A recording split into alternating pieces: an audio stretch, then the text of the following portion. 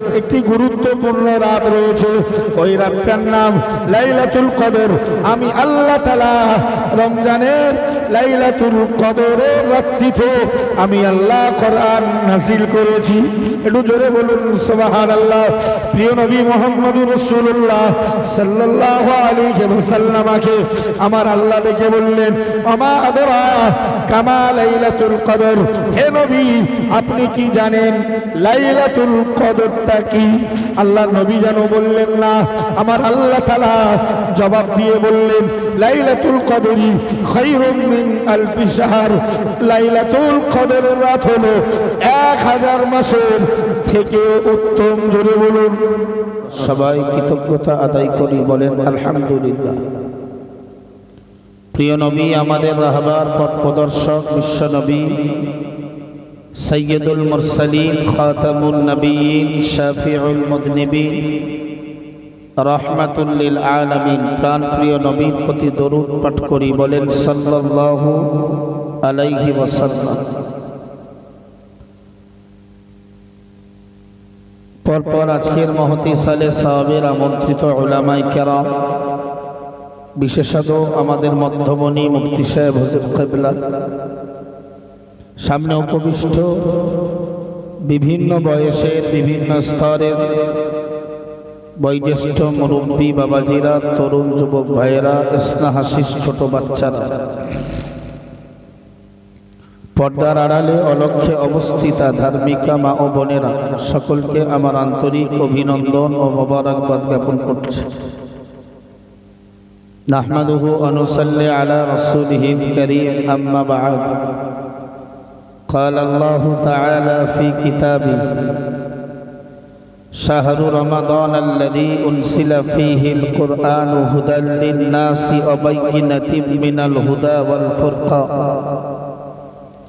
فمن شهد منكم الشهر فليصم ومن كان مريضا أو على سفر فعدة من أيام أخرى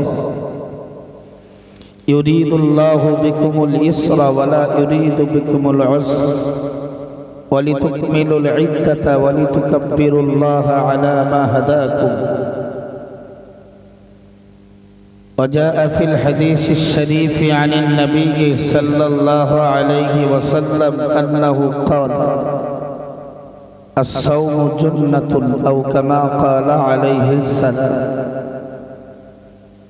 صدق الله العظيم وصدق رسوله النبي الكريم ونحن على ذلك من الشاهدين والشاكرين الحمد لله رب العالمين. সম্মানিত সুধী শ্রোতা মণ্ডলী, একেবারে স্বল্প সময়, আধা ঘন্টা 40 মিনিট আপনাদেরকে একটু কষ্ট দেব। আমি আমার জীবনের প্রথম এই এলাকাতে জলসার উদ্দেশ্যে প্রথম, যদিও পাশাপাশি হিজলা, লক্ষণকাঠি গ্রামগুলোতে আমি এসেছি, আমলানিতে এসেছি। আমি আপনাদেরকে প্রথমেই বলবো, একটুখানি মিনিট দুয়েক কষ্ট করে সবাই যারা বিভিন্নভাবে ছড়িয়ে ছিটিয়ে আছে একটু উঠে সামনের দিকটা আসলে আধা ঘন্টা 40 মিনিট কমিটি আমাকে বলেই দিয়েছেন যে হুজুর আধা ঘন্টা 40 মিনিটের মধ্যে বক্তব্য শেষ হবে। একটু কষ্ট করে উঠে মাঝখানটার দিকে আসার জন্য ছোট ভাই এবং সন্তান হিসাবে অনুরোধ করছি। কচি তোমরা এটা চলে এসো। আমরা সবাই জানি আর একটা দিন পার হলেই আসন্ন রমজান। আগামী সোমবার তারাবির নামাজ পড়তে হবে এবং ভোরের বেলা সেহরি করতে হবে। মঙ্গলবার থেকে পয়লা রমজান, ঠিক না ভুল? রমজান মাসে ইবাদত আল্লাহর কাছে অনেক গুণ বেশি।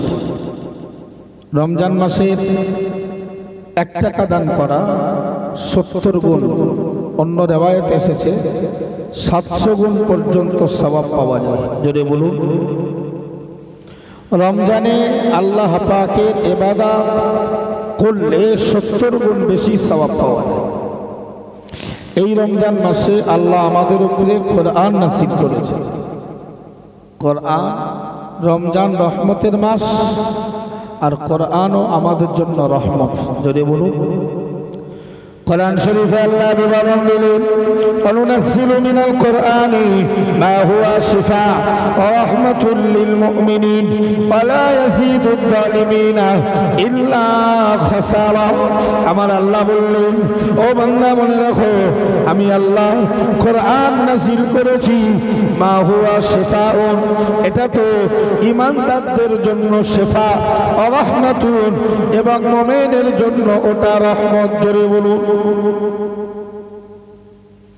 কোরআন আমাদের জন্য চিকিৎসা, কোরআন আমাদের জন্য চিকিৎসা। কত লোকে কোরআনে ভুল করতে এসে কোরআনের চিকিৎসায় নিজের জীবনটাকে সংশোধন করে ফেলেছেন। জোরে বলুন।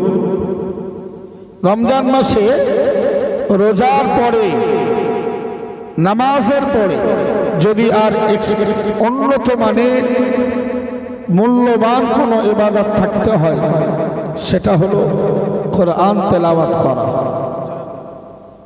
কোরআন তেলাওয়াতের থেকে আর বড় সওয়াব, বড় ইবাদত রমজানে আর নেই। রমজানের রোজা এবং নামাজের পরে। প্রিয় নবী মুহাম্মদুর রাসূলুল্লাহ সাল্লাল্লাহু আলাইহি ওয়াসাল্লাম হাদিস শরীফে বিবরণ দিলেন, ওগো আমার সাহাবীরা, ওগো আমার উম্মতিরা, আমি রাসূলুল্লাহ বলছি, না না না, তোমরা মানব জীবনে যত ইবাদত বান্দেগী দাসত্ব করো, তার ভেতরে রোজা আর কোরআন, এই দুটো ইবাদত কিয়ামতের মহাময়দানে আল্লাহর শাহী দরবারে তোমাদের জন্য সুপারিশ করবে। রোজা কিয়ামতের দিন আমাদের জন্য সুপারিশ করবে, আর কোরআন তেলাওয়াত যারা করে, কোরআন যারা শোনে, কোরআন তাদেরকেও কিয়ামতের দিনে সুপারিশ করবেন। জোরে বলুন। আল্লাহ পাকের হাবিব বললেন, কিয়ামতের মহাময়দানে, কঠিন হাসরের দিনে, কিয়ামতের দিবসে, যেদিন কেউ কারো হবে না, ওগো আল্লাহর বান্দা, না না না, ভাই ভাইয়ের হবে না, বাপ ছেলের হবে না, মা মেয়ের হবে না, কেউ কারোর যেদিন হবে না, বন্ধু বন্ধুর হবে না। আল্লাহ তাআলা কোরআন শরীফ, আল্লাহ তাআলার নবী বললেন, সেদিন কিয়ামতের দিন কোরআন শরীফ আল্লাহকে ডেকে বলবে, ও রব্বুল আলামিন, আল্লাহ, আপনার বান্দা কোরআন তেলাওয়াত করেছে রমজান মাসে, সারাদিন রোজা রাখার পর রাত্রিতে কোরআন পড়েছে, তারাবির নামাজে কোরআন শুনেছে, আল্লাহ তাআলা আপনি আমার সুপারিশ কবুল করে নিন। একটু জোরে বলুন সুবহানাল্লাহ। আপনি আপনার এই বান্দার পক্ষে আমার সুপারিশ কবুল করুন এবং ওকে জান্নাতে দেন। জোরে বলুন। হাদিস শরীফে এসেছে, কোরআনের সুপারিশ আল্লাহর কাছে কবুল হয়ে যাবে। জোরে বলেন। প্রিয় নবী বললেন, ও আমার সাহাবীরা, ও আমার উম্মতিরা, কিয়ামতের মহাময়দানে, কঠিন হাসরের দিনে, না না না, একদিকে কোরআন সুপারিশ করবে, অপরদিকে রমজান মাসের রোজা দাঁড়িয়ে বলবে, ও রব্বুল আলামিন, আল্লাহ, আপনার বান্দা, আপনার বান্দির বাড়িতে খাবার ছিল, পানীয় বস্তু ছিল, আপনাকে খুশি করার জন্য, আপনাকে সন্তুষ্টি করার জন্য আল্লাহ তাআলা তারা 15 ঘন্টা 16 ঘন্টা উপোস ছিল, খাইনি কো, পান করিনি কো। আল্লাহ তাআলা আপনি তার পক্ষে আমার সুপারিশটুকু কবুল করে নিন এবং বিনিময়ে আপনার রোজাদার বান্দা বান্দিকে আল্লাহ তাআলা আপনি জান্নাতি ঘোষণা করে দিন। একটু জোরে বলুন সুবহানাল্লাহ। হাদিস শরীফে এসেছে, ফায়ুশাফাআনি, ওদের দুজনের রোজা আর কোরআনের সুপারিশ আল্লাহ কবুল করবেন। জোরে বলুন। অথচ অনেক লোকে রোজা আসতে এখনো কমপক্ষে 2 দিন বাকি, অনেক লোকে 1 সপ্তাহ 1 মাস আগে থেকে রোজা না রাখা বাহানা রেডি করে রেখেছে। ঠিক বলছি না? এই গ্রামটার নাম সবিতপুর। সবিতপুরে এরকম লোকজন আছে যে রমজান মাসে রোজা করে না। শারীরিক সুস্থতা, সবলতা, সক্ষমতা সব থাকার পরেও রমজানে রোজা রাখার সংখ্যা শুধু সবিতপুর না, তাম পৃথিবীর সব পুরে সব গ্রামে আছে। যারা রমজানে রোজা পেল মূল্য দিতে পারল না, নবী বলেছে ওরা ধ্বংস হোক। এই ফেরেশতারা, নবী বলেছেন মেম্বারে দাঁড়িয়ে, ওরা ধ্বংস হোক। আর ফেরেশতারা এক বাক্যে সবাই বলেছে আমিন। নাউজুবিল্লাহ। বদদোয়া করেছে কে? নবী। সন্দেহ আছে কবুল হওয়ার ব্যাপারে? কবুল হওয়ার ব্যাপারে কোনো সন্দেহ? আর আমিন বলেছে কারা? যারা খায়ও না, ঘুমায়ও না, পানও করে না, ওরা বলছে আমিন, তথা আল্লাহ আপনি কবুল করুন। জোরে বলুন সুবহানাল্লাহ।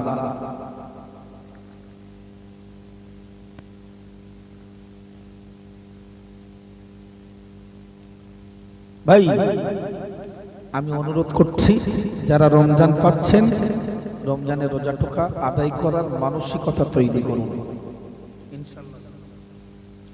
প্রিয় নবী মুহাম্মদুর রাসূলুল্লাহ সাল্লাল্লাহু আলাইহি ওয়াসাল্লাম হাদিস শরীফে বিবরণ দিলেন, আস-সাওমু জুন্নাতুন আও কামা ক্বালা আলাইহিস সালাম। প্যারা নবী মুহাম্মদুর রাসূলুল্লাহ সাল্লাল্লাহু আলাইহি ওয়াসাল্লাম আল্লাহ পাকের নবী সাহাবীদেরকে ডেকে বললেন, ওগো সাহাবীরা, ওগো আমার উম্মত উম্মতিরা, আমি আল্লাহ পাকের নবী বলছি, রমজান মাসের রোজা হলো বান্দা বান্দির জন্য ঢাল স্বরূপ। যুদ্ধের ময়দানে, লড়াইয়ের ময়দানে, সংগ্রামের ময়দানে সেনারা যেমন ঢাল ব্যবহার করে নিজেদেরকে বাঁচানোর জন্য, কিয়ামতের মহাময়দানে আমি আল্লাহর নবী বলছি, যারা রোজা রাখবে রোজাদারদের জন্য রোজাগুলো জাহান্নামের আগুন থেকে বাঁচানো ঢাল হয়ে যাবে। যুদ্ধের ময়দানে সেনারা ঢাল ব্যবহার করে দেখেছেন? মাঝে মাঝে গ্রামে গঞ্জে শহরে দ্বন্দ্ব যখন হয় তখন পুলিশ প্রশাসনরা ঢাল ব্যবহার করে দেখেছেন? কেন? নিজেদের বাঁচানোর জন্য, যাতে জনগণের ছোড়া বা বিরোধী গোষ্ঠীর ছোড়া ইট পাটকেল বোমা গুলি ওতে গার্ড হয়, সেভ হয়ে যায়, আত্মরক্ষার জন্য নবী ওই কথাটা বললেন, আস-সাওমু জুন্নাতুন, রোজা ঢাল স্বরূপ। দুনিয়ার ঢাল মানুষকে বিপদ থেকে মুক্ত করে, কিয়ামতের দিনে রোজা নামীয় ঢাল আল্লাহ রোজাদার বান্দা বান্দিকে জাহান্নাম থেকে সেভ করে দেবেন, বাঁচিয়ে দেবেন। যদি বলুন আল্লাহ পাকের কোরআন বিবরণ দিয়ে জানিয়ে দিল, শাহরু রমাদানাল্লাযী উনজিলা ফীহিল কোরআন হুদাল লিন-নাস ওয়া বাইয়িনাতিন মিনাল হুদা ওয়াল ফুরকান। ওগো আল্লাহর বান্দা, আমার আল্লাহ বললেন রমজান মাসটা আমি আল্লাহর কাছে এত গুরুত্বপূর্ণ, এত মহত্বপূর্ণ। শাহরু রমাদানাল্লাযী উনজিলা ফীহিল কোরআন, রমজান মাসে আমি আল্লাহ রহমতের মাসে রহমতের বাণী কোরআন নাযিল করেছি। কোরআন নাযিল করেছে আল্লাহ কোন মাসে? যারা রমজান মাসে কোরআন নাযিল হয়েছে, অথচ অনেক লোকে কোরআনটারে একটু উঁচু করে দেখিও নি যে কোরআনটা কতটা হয়। কোরআন শরীফে আল্লাহ বললেন, শাহরু রমাদানাল্লাযী উনজিলা ফীহিল কোরআন, রমজান মাসে কোরআন নাযিল করা হয়েছে হুদাল লিন-নাসি, মানব জাতিকে কোরআনের মাধ্যম দিয়ে হেদায়েত করার জন্য। জোরে বলুন, কোরআন আমাদের হেদায়েতের বাণী। কোরআনকে আল্লাহ রমজান মাসে অবতীর্ণ করেছেন হেদায়েত। কোরআন হেদায়েত করে, কোরআন বিশ্বাস হয়। অনেক মানুষে কোরআনে ভুল ধরতে এসে নিজেদের চরিত্রগুলো কোরআনের আয়নায় সংশোধন করে প্রকৃত ইমানদার হয়ে গেছে। জোরে বলুন ভাই, কোরআন আল্লাহ পাঠিয়েছেন, কোরআনের ভিতরে জিকির, নসিহত, উপদেশ, ওয়াজ আল্লাহ আমাদের জন্য ওয়াজ করেছেন। আমি রাকিব আব্দুর রাকিব আপনার জন্য ওয়াজ করছি, নিজের জন্য ওয়াজ করছি, আর আল্লাহ আমাদের সবার জন্য কোরআনে ওয়াজ করেছেন। ওই ওয়াজের, ওই কোরআন নামীয় বক্তব্য প্রথম ওয়াজ করেছেন পৃথিবীর মাটিতে আমাদের নবী মুহাম্মদুর রাসূলুল্লাহ সাল্লাল্লাহু আলাইহি ওয়াসাল্লাম। জোরে বলে। রমজান মাসটাকে আল্লাহ বাছাই করলেন কোরআন নাযিলের জন্য। আবার রমজান মাসের ভিতরে একটা রাত আছে, শবে কদর। উম্মতে মুহাম্মাদীরা, সাহাবিয়ে কেরামরা তারা রাসূলকে আক্ষেপ করে বলেছিলেন, ইয়া রাসূলুল্লাহ, হাবিবাল্লাহ, আপনার পূর্বে নবীদের উম্মতেরা 200, 300, 500, 1000 বছর পর্যন্ত, তাহলে তারা তো অনেক বেশি ইবাদত করেছে আমাদের তুলনায়। আমরা 50, 60, 70, 100। আল্লাহ নবীকে সাহাবীরা বললেন, হুজুর, তারা তো অনেক দিন বাঁচার কারণে অনেক বেশি ইবাদত করেছে, তাহলে তুলনামূলক কিয়ামতের দিন তাদের থেকে আমাদের সম্মান অনেক কম ইবাদতের তুলনায়। সুবহানাল্লাহ বলুন। কি নেশা! আমরা টাকা, জমি জায়গা, ঘর বাড়ি, সম্পদ নিয়ে কম্পিটিশন করছি, সাহাবিয়ে কেরামরা ইবাদতের ব্যাপারে কম্পিটিশন করতেন। জোরে বলুন। আল্লাহ পাক কোরআন শরীফের আয়াত নাযিল করে দিলেন, ইন্না আনসালনাহু ফি লাইলাতিল কদর। তখন নবী মুহাম্মদুর রাসূলুল্লাহ সাল্লাল্লাহু আলাইহি ওয়াসাল্লাম तमाम পৃথিবীর মাটিতে আপনি ঘোষণা দিন, আমি আল্লাহ তাআলা রমজান মাসে কোরআন নাযিল করেছি। রমজানের ভেতরে একটি গুরুত্বপূর্ণ রাত রয়েছে, ওই রাতটার নাম লাইলাতুল কদর। আমি আল্লাহ তাআলা রমজানের লাইলাতুল কদরের রাত্রিতে আমি আল্লাহ কোরআন নাযিল করেছি। একটু জোরে বলুন সুবহানাল্লাহ। প্রিয় নবী মুহাম্মদুর রাসূলুল্লাহ সাল্লাল্লাহু আলাইহি ওয়াসাল্লামকে আমার আল্লাহ ডেকে বললেন, আমা আদরা কামা লাইলাতুল কদর। হে নবী, আপনি কি জানেন লাইলাতুল কদরটা কি? আল্লাহ নবী যেন বললেন না, আমার আল্লাহ তাআলা জবাব দিয়ে বললেন, লাইলাতুল কদরি খায়রুম মিন আলফি শাহর। লাইলাতুল কদরের রাত হলো 1000 মাসের থেকে উত্তম। জোরে বলুন। সাহাবীদের প্রশ্নের উত্তর মিলে গেছে না? লাইলাতুল কদরি খায়রুম, লাইলাতুল কদর রাতটা উত্তম, মিন আলফি শাহর। আলফুন মানে 1000, শাহরুন মানে মাস। 1000 মাসে ইবাদত করলে যত সওয়াব হয়, উম্মতে মুহাম্মাদী লাইলাতুল কদরের একটা রাত্রিতে ইবাদত করলে ওই পরিমাণের সওয়াব হয়ে যাবে। অনেক উম্মতে মুহাম্মাদী আছে লাইলাতুল কদর বলছি না, ভিড় করে যায় বটে, গিয়ে কি করবে যদি মশলা না থাকে? কোরআন জানে না, পড়তেও জানে না, বলতেও জানে না, তাহলে নামাজ পড়বে কি করে?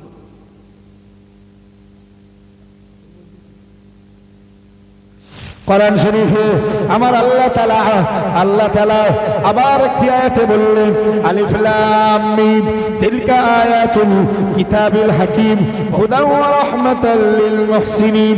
আল্লাহ বললেন আলিফ লাম মিম, এর আয়াতের অর্থ কেউ জানে না।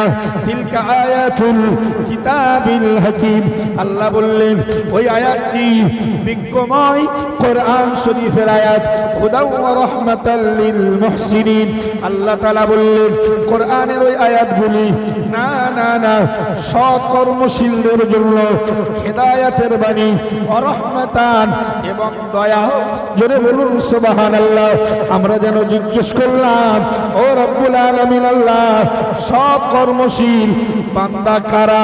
আল্লাহ তাআলা জবাব দিয়ে বললেন আল্লাযীনা ইউকিমুনাস সালাতা ওয়া ইউতুনাজ যাকাতা ওয়া হুম বিল আখিরাতি হুম ইউকিনুন। মহান আল্লাহ বললেন সৎ কর্মশীলদের জন্য কোরআন হেদায়েতের বাণী এবং রহমতের বাণী। সৎ কর্মশীল তারা যারা নামাজ পড়ল, যাকাত দিল, আখিরাতকে বিশ্বাস করলো। জোরে বলুন না সুবহানাল্লাহ। পরেই মহান আল্লাহ বললেন উলাইকা আলা হুদাম মির রাব্বিহিম, ওই মানুষগুলো হেদায়েতের পথে রয়েছে। উলাইকা হুমুল মুফলিহুন, যারা নামাজ পড়লো, হিসাব কষে যারা যাকাত দিল, না না না আখিরাতকে যারা মেনে নিল, তারাই তো প্রকৃতপক্ষে সফল। যাকাত ছেলেরা দেয়, মেয়েরা বলে দেয় না। মেয়েদের উপরে যাকাত হবে না? হবে না। অনেক পুরুষের উপরে যাকাত ফরজ নেই, কিন্তু মহিলার উপরে যাকাত। চলুন বিষয় যখন যাকাত একটু টাচ করি। যাকাত হলো সারা বছরের রোজগার, সারা বছরের রোজগার এক জায়গায় করে বর্তমানে ওই 30 থেকে 35,000 টাকা যদি ক্যাশ হয়, আর ওটা যদি 1 বছর আপনার কাছে অতিবাহিত হয়, ওর উপরে আপনি যত হাজার যত লাখ টাকার মালিক, শতকরা 2.5 টাকা, শতকরা 1000 টাকায়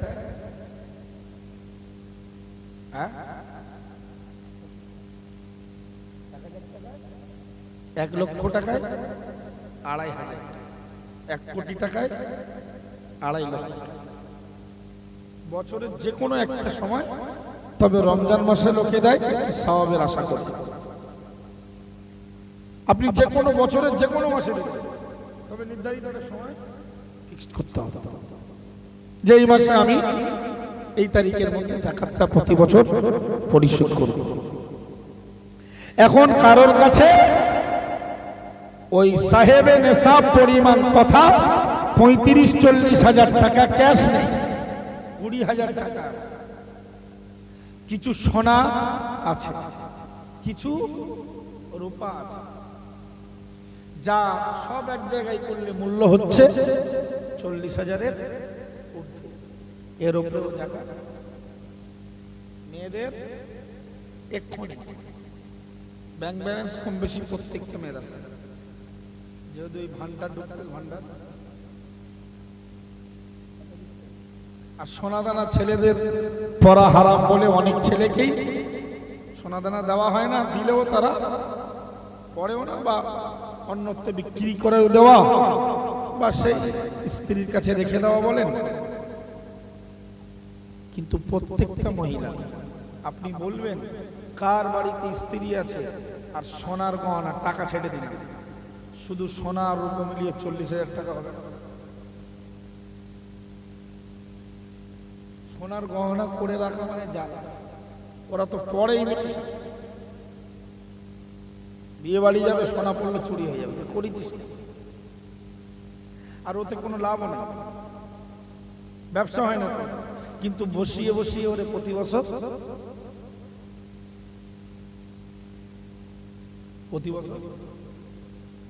কোরআন শরীফে যাকাত যারা দেয় না তাদের ব্যাপারে আমার আল্লাহ কি সুন্দর করে ভয়াবহ কথা শুনিয়ে দিল। আল্লাযীনা ইয়াকনিজুনা আয-যাহাবা ওয়াল ফিদ্দাতা ওয়া লা ইনফিকুনাহা ফি সাবিলিল্লাহ। মহান আল্লাহ বললেন না না না, যারা সোনা আর রূপো গচ্ছিত করে রাখলো, ওয়া লা ইনফিকুনাহা ফি সাবিলিল্লাহ, আল্লাহর পথে ব্যয় করে না, যাকাত দেয় না, আল্লাহ তাআলা বললেন ফাবাশশিরহুম বিআযাবিন আলীম। ও নবী মুহাম্মদুর রাসূলুল্লাহ সাল্লাল্লাহু আলাইহি ওয়াসাল্লাম, যারা সোনা জমিয়ে রাখলো, রূপকে যারা গুছিয়ে রাখলো, যাকাত দেয় না, ওদেরকে তুমি যন্ত্রণাদায়ক শাস্তি শুনিয়ে দাও।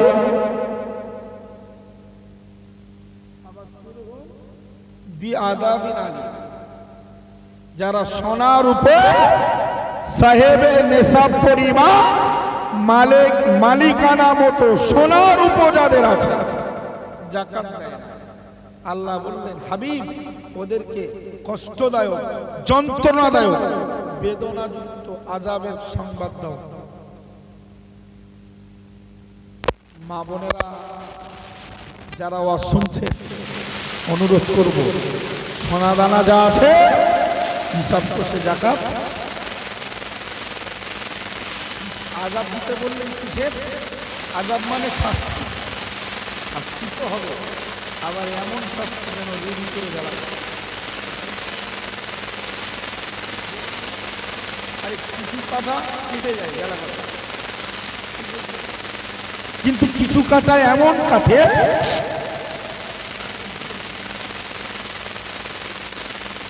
আগুনে এমনি একটু পুড়ে গেছে, খুব জ্বালা যন্ত্রণা, কিন্তু এমন ভাবে পড়ে আবার সেই পড়ার ভেতরে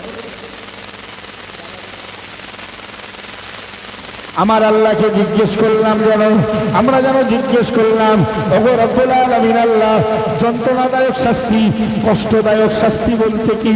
পরেই মহান আল্লাহ বললেন, ইয়াউমা ইউহমা আলাইহা ফি নারি জাহান্নামা।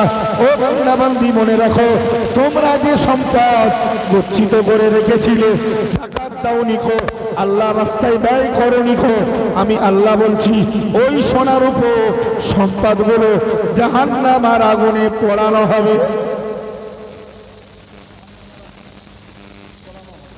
তারপরে ফাতুকওয়া বিহা জিবাবুহুম, তাদের ললাট তথা কপালে একবার ছেঁকা দাও।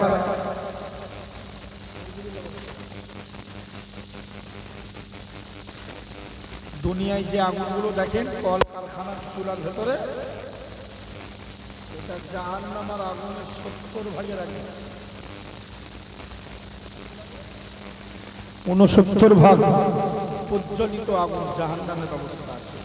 ওই আগুনে মানুষের রূপ সোনা গচ্ছিত সম্পদ যারা যাকাত হিসাব কষে দেয় না, ওই আগুনে পড়িয়ে ফাতুকওয়া বিহা জিবাবুহুম, একবার ললাটে কপালে ঠেকে। কোরআন বিবরণ দিল, অজনবুহু, একবার তাদের পার্শ্বদেহে, একবার তাদের পার্শ্বদেহে ছেঁকা দেওয়া হবে। না না না, অজহুরুহু, পিঠে তাদের ছেঁকা দেওয়া হবে, আর বলা হবে হাদা মা কানাস্তুম লিআনফুসিকুম, এটা তো তোমার নিজের জন্য গচ্ছিত রাখা সম্পদ, ফাদুকু, তুমি আজকের চাখো, তুমি আজকের স্বাদ গ্রহণ করো, মা কুনতুম তাকনিজুন, যা তুমি জমা করে রেখেছিলে ওই সম্পদের স্বাদ নিজের জন্য জমা করে রেখেছিলে, আল্লাহর পথে ব্যয় করনি করো, ওই সম্পদের স্বাদ তুমি গ্রহণ করো। একবার কপালে, একবার এপাশে আর পিঠে ছেঁকা দেওয়া। আমি যে গল্পটা বলছি এটা আব্দুল রকিবের বানানো গল্প নাই, কোরআন শরীফের 10 পারার সূরা তাওবার কথা।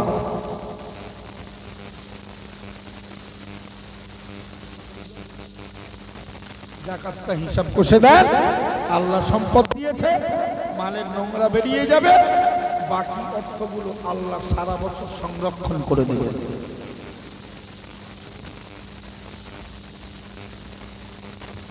অধিকাংশ মেয়েরা এই যাকাতের পর্দায় ধরা পড়ে, ওরা বড় রোজা বেশি করে পুরুষদের থেকে মহিলাদের রোজাদারের সংখ্যা বেশি।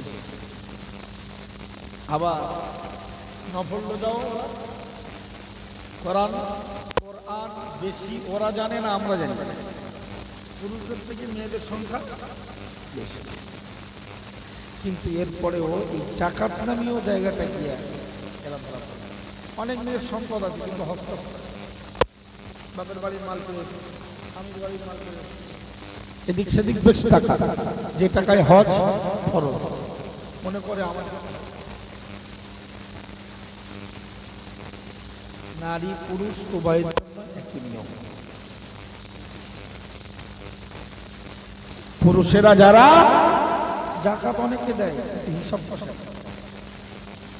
জাকাত অনেকে পুরুষেরা দেয় কিন্তু হিসাব করে, হিসাব কষে জাকাত দেবেন। হয়তো আপনি বেশি দিচ্ছেন কিন্তু হিসাব কষে বেশিটা দেন, হিসাব না কষে হয়তো 2 টাকা 5 টাকা 500 টাকা 1000 টাকা কম হবে। এই জন্য অনুরোধ করছি, রমজান মাসে রোজা যেমন গুরুত্ব, নামাজ যেমন গুরুত্ব, সঙ্গে জাকাত। আল্লাহ পাকের একজন বান্দা আব্দুল্লাহ ইবনে মুবারক রাহমাতুল্লাহ আলাইহি, না না না, আমি আপনাকে মূলত রোজার গুরুত্ব বোঝালাম।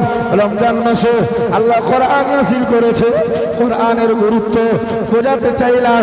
কোরআন দ্বারা মানুষের হেদায়েত হয়। আল্লাহর একজন বান্দা আব্দুল্লাহ ইবনে মুবারক রাহমাতুল্লাহ আলাইহি, নাম তার আব্দুল্লাহ, পিতার নাম মুবারক। একটু জোরে বলুন সুবহানাল্লাহ। আমি আমার বক্তব্যের শেষ কথা বলছি, কোরআন মানুষের হেদায়েত করে, তার জ্বলন্ত একটা উদাহরণ। ছেলের নাম আব্দুল্লাহ, পিতার নাম, যে রাত 12টার পরে একটা ছুঁই আপনারা আমার ওয়াজ শুনছেন। আসলে মুফতি সাহেবের বক্তব্য,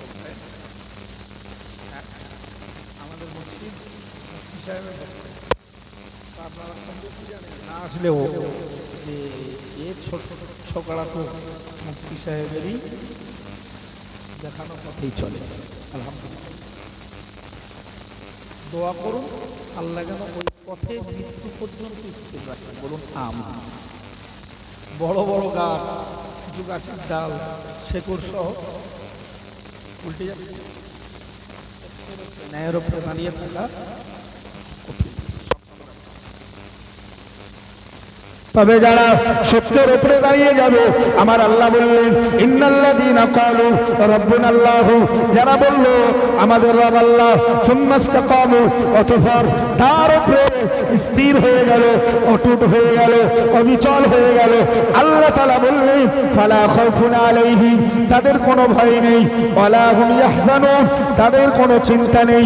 পরেই মহান আল্লাহ বললেন যারা ঈমানের উপরে স্থির হয়ে গেল, না না না, উলাইকা আসহাবুল জান্নাহ, তারা জান্নাতি, খালিদিনা ফিহা, চিরকাল তারা জান্নাতে বসবাস করবে। একটু জোরে বলুন না সুবহানাল্লাহ। পরেই মহান আল্লাহ বললেন জাযাআম বিমা কানু ইয়ামালুন, তাদের চিরস্থায়ী জান্নাতের ঘোষণা এই জন্য, এটা তাদের কর্মের পুরস্কার। কর্মটা কি? তারা বলেছে আমাদের রব আল্লাহ, আর মৃত্যু পর্যন্ত ওই কথার উপরে।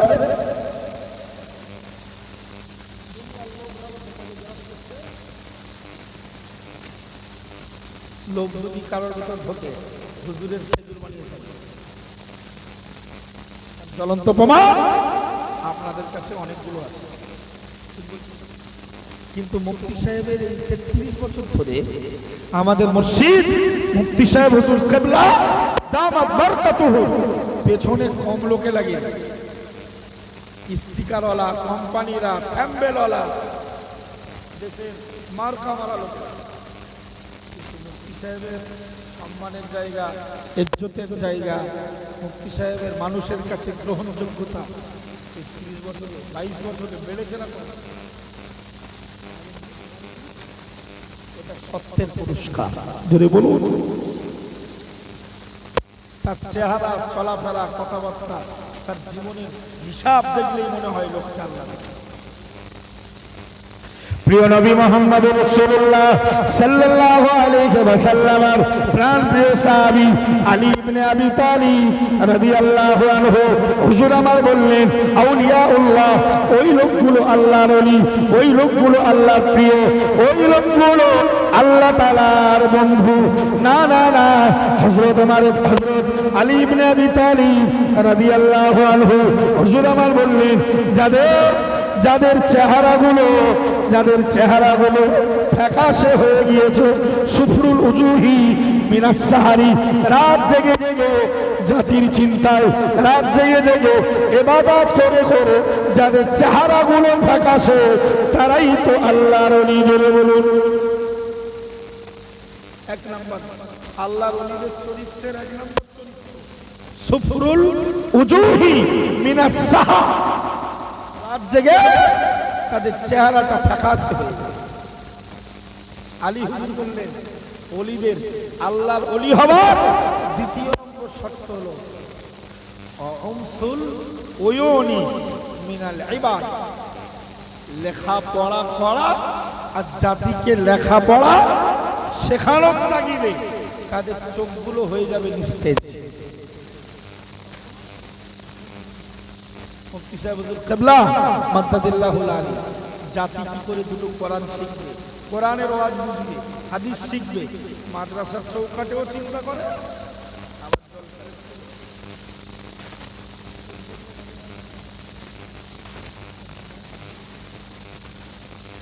ওলি হওয়ার চরিত্র আছে না? আমার দাদা পীর কেবলার প্রতিষ্ঠিত ঐতিহাসিক মিসালে সব শুধু তাদের চরিত্রে গালিয়া। ফুরফুরা জমিন থেকে 3 দিন ধরে একবার কাফের, একবার বেঈমান, একবার বেদী, ওদের প্রতিষ্ঠানে যারা পড়বে সব কোরআনের প্রতিষ্ঠানের বিরোধী। আমার দাদা পীর কেবলার বংশে থাকবে তার সাবজেক্ট।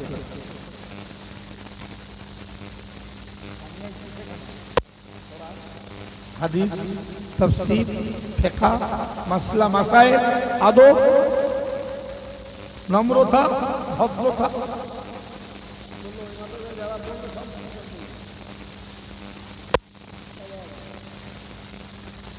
3 দিন ধরে দাদা হুজুরের ইসালে সাহাবে শুধু মুফতি সাহেব, মাসুদ সাহেব ছিলেন।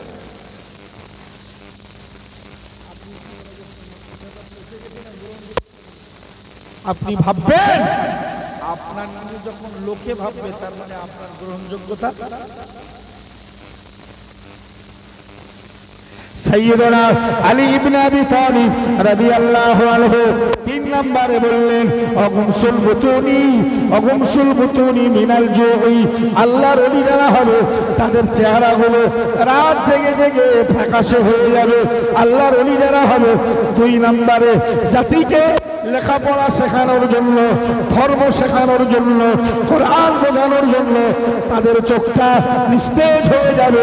প্রিয় নবী মুহাম্মদুর রাসূলুল্লাহ সাল্লাল্লাহু আলাইহি ওয়াসাল্লাম হুজুরের সাহাবী আলী ইবনে আবি তালিব রাদিয়াল্লাহু আনহু হুজুর আমার বললেন, 3 নম্বরে আল্লাহর ওলি তারা হবে যাদের পেটগুলো ক্ষুধার তাড়নায় অসাড় হয়ে যাবে। ক্ষুধার তাড়নায় পেটগুলো, মুফতি সাহেবের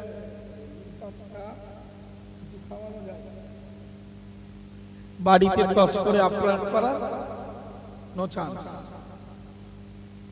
এটা বেলায়েতের একটা অন্যতম দরজা।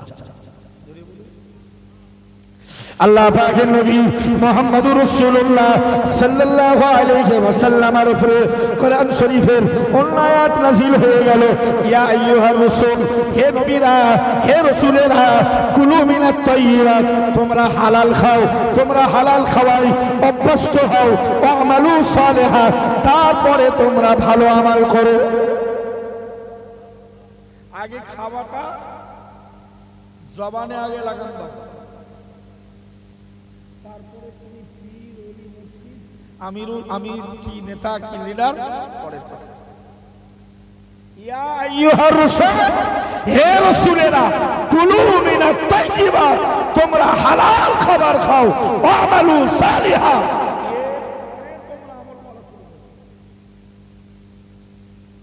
আবার যদি ভালো না হয় নবীরা কি হারাম খাবে নাকি? নাউযুবিল্লাহি মিন যালিক। নবীদের বলে উম্মতকে ঠিকে মেরে মাকে শেখায়, বলে না, ঠিকে মেরে অনেক সময় রাগ হয় একজনের উপরে, দেখানো হয় ঠিক না বলুন? তো এটা নবী রাসূলদের বলে জাতিকে আল্লাহ শিক্ষা দিলেন, যদি ওলি হওয়ার স্বপ্ন থাকে, আমার মনোনীত বান্দা হওয়ার ইচ্ছা প্রয়াস যদি থাকে, হালাল খাবারে অভ্যস্ত হও। আর আলী হুজুর বলতেছে ওলি যারা হবে ওদের 4 চরিত্রের 3 নম্বর চরিত্র, খিদে লাগবে, খিদার তাড়নায় দেহগুলো অসাড় হয়ে যাবে। মুফতি সাহেব চেহারাটা খুললে দেখবে, আমার কথা বুঝতে লোকে গাল দিচ্ছে।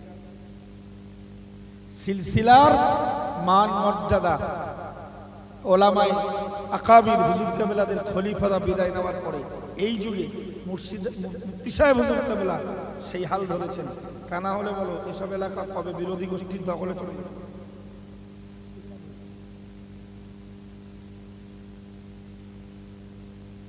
অথচ একদিন যখন তারা মুফতি সাহেবকে নিয়ে, আমি কালকেই না আজকে জলসা শুনছিলাম, মুফতি সাহেব নিজে জলসা করছে যে ফুরফুরার মাটিতে 4 শহীদান হুজুর কাবিলা মাজারের আশপাশে কিছু অন্য দলমত পথের লোকের উদ্ভব হয়, সেখানে প্রতিবাদের জন্য আমাকে আমন্ত্রণ করা হয়। সেদিন আমার নামে জিন্দাবাদ দেওয়া হলো ফুরফুরা শরীফের হাতিয়ার। কিন্তু যেই দাদা পীরের ওসিয়াতনামা তুলে জলসা করল, সেই মুফতি সাহেব বয়কটি জীবন, সুন্নাতি জীবন। আমার নবীকেও মক্কার কাফেররা, আল্লাহর নবী বলেছিলেন ইন্নাল্লাহ রাব্বি ওয়া রাব্বুকুম, নিশ্চয়ই আল্লাহ তিনি আমার রব তোমাদের রব, ফাবুদুহু, তোমরা ওই রবেরটা সত্য স্বীকার করো, হাদা সিরাতুম মুস্তাকিম। সেদিন মুহাম্মদ সাল্লাল্লাহু আলাইহি ওয়াসাল্লামকেও শাবে আবি তালিবের ভেতরে 3 বছরের জন্য কারাগারে নবী ইউসুফ আলাইহিস সালামকেও প্রিয় নবীকে মক্কা থেকে মদিনায় বিতাড়িত করা হয়েছে, মুসা নবীকে মিশর থেকে শাম বর্তমান সিরিয়াতে পাঠানো। মুফতি সাহেবকে বয়কট করবা ভেবেছিল আমার দুধে মিশে যাবে। আমার যাদের জন্য মুফতি সাহেব বয়কট, তারা তারা আম হিসাবে আটিকে রেখে মুফতি সাহেবকে বাদ দিয়ে দুধে গিয়ে মিক্স, তাদের অস্তিত্ব কোথায়? মুফতি সাহেব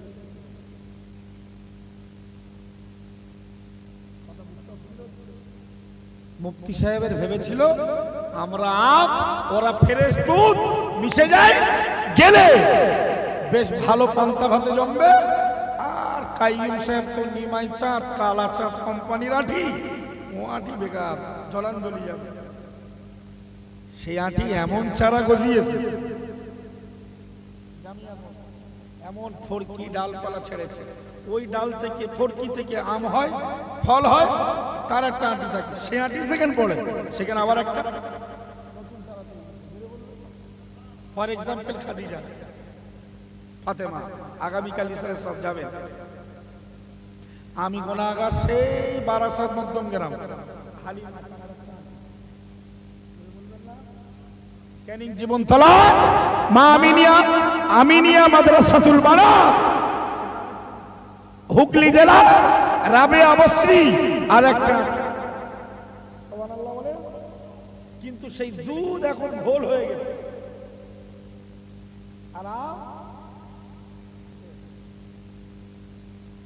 আসলে ইজ্জতের মালিক কোরআন বিবরণ দিল, কুলিল্লাহুম্মা মালিকাল মুলকি তুতিল মুলকা মান তাশাউ ওয়া তানজিউল মুলকা মিম্মান তাশাউ ওয়া তুইজ্জু মান তাশাউ ওয়া তুদিল্লু মান তাশাউ বিয়াদিকাল খায়র ইন্নাকা আলা কুল্লি শাইইন কাদির। আমার আল্লাহর নবী মুহাম্মদুর রাসূলুল্লাহ সাল্লাল্লাহু আলাইহি ওয়াসাল্লামকে আমার আল্লাহ ডেকে বললেন, হাবিব, পৃথিবীর দুয়ারে দাঁড়িয়ে আমি আল্লাহকে সম্বোধন করে বলো, আল্লাহুম্মা, হে আল্লাহ, তুতিল মুলকা মান তাশাউ, আপনি যাকে ইচ্ছা বাদশাহিত্ব দেন, ওয়া তানজিউল মুলকা মিম্মান তাশা, আল্লাহ তাআলা যার কাছ থেকে ইচ্ছা আপনি বাদশাহিত্ব ছিনিয়ে নেন। একটু জোরে বলুন সুবহানাল্লাহ। হে নবী, আপনি বিশ্বের দুয়ারে দাঁড়িয়ে আমি আল্লাহকে সম্বোধন করে মানব জাতিকে ঘোষণা দাও, অত ইসমান তাসা, আল্লাহ আপনি যাকে ইচ্ছা সম্মান দেন, অত দিল্লমান তাসা, আল্লাহ তাআলা আপনি যাকে ইচ্ছা লাঞ্ছিত, অপমানিত, অপদস্থ করে দেন। জোরে বলুন বিয়াদিকাল খাইর। নবী এটাও তুমি বলো, আল্লাহ সব কল্যাণ আপনার হাতে। ইন্নাকা আলা কুল্লি শাইইন কদির, নিশ্চয়ই আল্লাহ আপনি সব কিছুর উপরে ক্ষমতাশীল। মন খুলে বলুন। পরে আবার আল্লাহ বললেন, নবী তুমি বলো, তুলিজুল লাইলা ফিন নাহারি, ও রব্বুল আলামিন আল্লাহ আপনি রাতের কিছু অংশ দিনের ভেতরে ঢুকিয়ে দিয়ে রাতকে ছোট, দিনকে বড় করে দেন। অতুলিজুন নাহারা ফিল লাইলি, ও রব্বুল আলামিন আল্লাহ আপনি দিনের কিছু অংশ রাতের ভেতরে প্রবেশ করিয়ে দিনকে ছোট, রাতকে বড় করে দেন। তুখরিজুল হাইয়া মিনাল মাইতি, আল্লাহ তাআলা আপনি মৃত থেকে জীবিতকে সৃষ্টি করেন। তুখরিজুল মাইতা মিনাল হাইয়ি, আল্লাহ তাআলা আবার আপনি মৃত থেকে জীবন্তকে বানান। ওয়াতারযুকু মান তাশাউ বিআতারযুকু মান তাশাউ বিগাইরি হিসাব, আল্লাহ আপনি যাকে ইচ্ছা করেন বেহিসাব অঢেল সম্পদের মালিক বানিয়ে দেন। স্টিকারে সম্মান, স্টিকারে সম্মান নেই, লোগো সম্মান নেই। আর স্টিকার থ্যাম্বেল আছে, লেকিন ভেতরে ঢুকে ফর এক্সাম্পল কোন কারখানার স্টিকার লোগো ভালো, কিন্তু ভেতরে ঢুকে ফ্যাক্টরিতে ঢুকে দেখা যাচ্ছে মালের কোয়ালিটি ইজ লো, ডুপ্লিকেট। এই কোম্পানি মার্কেটে বেশি দিন, কোম্পানির ব্র্যান্ডটা থেকে যাবে, নাম থেকে যাবে, কিন্তু কোম্পানির প্রোডাক্ট আর বেশি দিন চলবে। দাদা আপনার ব্র্যান্ডটা নিশ্চিত ভালো, বেয়াদবি হয়ে যাবে। ছোট বড় ভালো মন্দ বলার ক্ষমতা আমাদের। পাঁচ হুজুর কেবলা সেই ব্র্যান্ডের আরেকটা ব্র্যান্ড, সেটাও তারপরে কিছু ব্র্যান্ড প্রথম সারির ভালো, বর্তমানে অধিকাংশ এখন ভালো নেই বলতে পারবো না, আছে, কিন্তু সেটার সংখ্যা এত কম, এত বিরল। আরবি ভাষায় বলা হয় বিরলকে আশ্চর্য। আর আরবি ব্যাকরণ গ্রামাররা বলেছেন, ব্যাকরণবিদরা বলেছেন আশ্চর্য কাল মাদুম, যেটা বিরল কম এটা না হওয়ার মতো। শেষ কথা, আলী হুজুর ওলি হওয়ার চারটে সিফাত বললেন। এক নম্বরে রাত জাগার কারণে তাদের চেহারা হবে আকাশে, শিক্ষার প্রচার প্রসারে চোখগুলো হবে। তিন নম্বরে বললেন হালাল খাদ্য খাবার এত নেশা হবে, ক্ষুধার কাতরে, ক্ষুধার যন্ত্রণায় দুটো তিনটে চারটে করে মুফতি সাহেব জলসা করে, ক্ষুধার তাড়নায় লোকটা মাঝে মাঝে অসাল জামিয়ায় গিয়ে নিজের রোজগার করা হালাল টাকার খাবার তৈরি করা। আমি নিজের চোখে রাত সাক্ষী, যে তিনটের সময় দেখি খাচ্ছি। আল্লাহর ওলি তিন নাম্বার বৈশিষ্ট্য, নবীর জামাতা আলী হুজুর বলেছেন ক্ষুধার কষ্টে পেটটা নিসার হয়ে। আর চার নম্বরটা হলো ইউবসুস সাফাতি মিনাদ দাবি, এত কষ্ট করবে কষ্টের ঠোঁটগুলো সব শুকিয়ে যাবে। যদি বলুন আলী হুজুরের বর্ণনা, মুর্শিদ, আমাদের মুর্শিদ, আমাদের রাহাবার, আমাদের নেতা মুফতি সাহেব হুজুরের ভেতরে আল্লাহ বিদ্যমান রেখেছেন। জোরে বলো। সুতরাং দুনিয়ার লোকে গাল দেবে, পাগল বলবে, আমার নবীকেও পাগল বলেছে। আমরা আমাদের মুর্শিদ মুফতি সাহেবকে আমাদের রাহাবার ধর্মীয় নেতা রূপে, আমির রূপে, শরীয়তের আমির রূপে আমরা মেনে চলবো ইনশাআল্লাহ। কারণ তিনি আল্লাহ ঘোষণা, নবীর সুন্নাহ, ইমাম আযম আবু হানিফার মত, দাদা পীরের দেখানো রাস্তা, আল্লামা হুজুরের লেখনীর উপরে চলে। তাহলে এই লোকটা আমাদের কাছে গ্রান্টেড, অ্যাকসেপ্টেড, গ্রহণযোগ্য। আমি আমার ইতি বিক্ষিপ্ত অসম্পূর্ণ বক্তব্য, আর আপনাদের কষ্ট দেব না, এখানে শেষ করছি।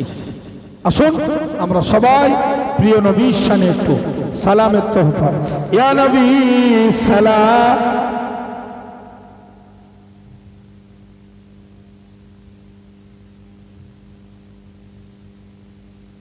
ইয়া হাবিব সালামুন আলাইকা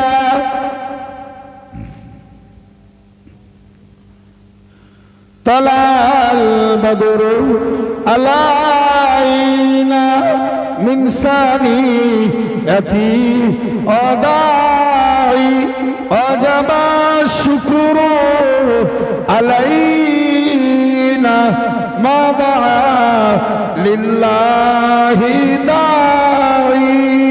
ইয়া নবী সালামুন আলাইকা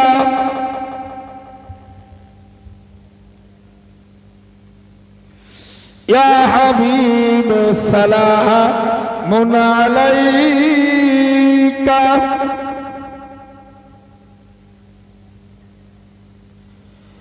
তায়েফের দুষ্ট ছেলেরা মোর নবীকে পাগল ভাবিয়া মারিল পাথর ছড়িয়া উঠিল আরশ কাঁপিয়া। ইয়া নবী সালামুন আলাইকা